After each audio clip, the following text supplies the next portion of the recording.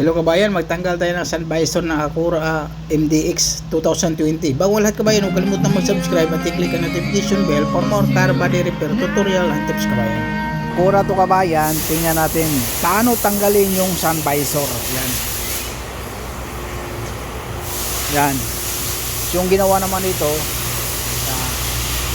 so how to remove the sun visor kabayan. Ito yung sun visor ng driver side. Acura 2020 MDX Acura 2020 MDX, how to remove the sun visor.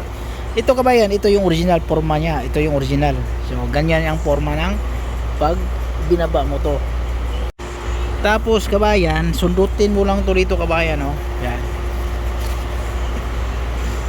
Ito yung original niya. Tapos kailangan ito pumasok to siya kabayan. Ito nasa labas to kabayan eh.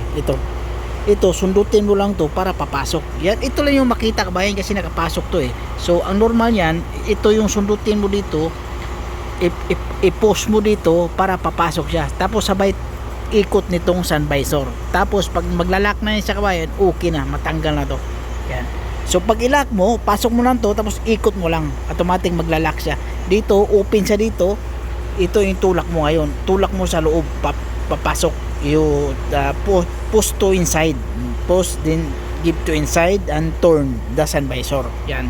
So English yung kabayan ha. Yung ganun lang kabayan ang pagtanggal ng sun visor ng Acura. Honda din to kabayan, Acura MDX. Yan. Okay kabayan. Tandaan mo lang kabayan. Yan lang makita kabayan. Tapos tulak mo sa loob.